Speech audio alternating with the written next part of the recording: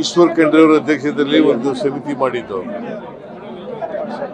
ಆ ಸಮಿತಿ ವರದಿ ಕೊಟ್ಟ ಮೇಲೆ ಒಂದು ಕಾನೂನು ಮಾಡಿದ್ದೀವಿ. ಅದರ ಪ್ರಕಾರ ಈಗ ರೆವಿನ್ಯೂ ಬಡಾವಣೆಗಳು, ಸೈಟ್ಗಳು, ಮನೆಗಳು ಅವರಿಗೆಲ್ಲ ನಾಗರಿಕ ಸೌಲಭ್ಯಗಳು ಕೊಟ್ಟಿದ್ದೀವಿ.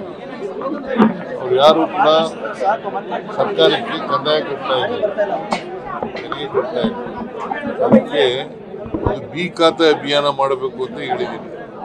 ಎಲ್ಲ ಈಗ ಬೆಂಗಳೂರಿನಲ್ಲಿ ಮಾಡಿದ್ದೀವಿ, ಎಲ್ಲ ನಗರ ಪ್ರದೇಶಗಳಲ್ಲಿ, ಮುನ್ಸಿಪಾಲ್ಟಿಗಳಲ್ಲಿ, ನಗರಾಭಿವೃದ್ಧಿಗೆ ಬರ್ತಕ್ಕಂಥ ವ್ಯಾಪ್ತಿಗಳಲ್ಲಿ ಮಾಡ್ತಾ ಇದ್ದೀವಿ. ಸೊ ಅದಕ್ಕೆ ಎಲ್ಲ ಡಿಸಿಗಳು, ಯೋಜನಾ ಇಲಾಖೆಯವರು ಮತ್ತು ಇತರ ಅಧಿಕಾರಿಗಳು, ಸಿಇಒ ಅದೆಲ್ಲ ಮೀಟಿಂಗ್ ಮಾಡಿ ಹೇಳಿದ್ದೀವಿ.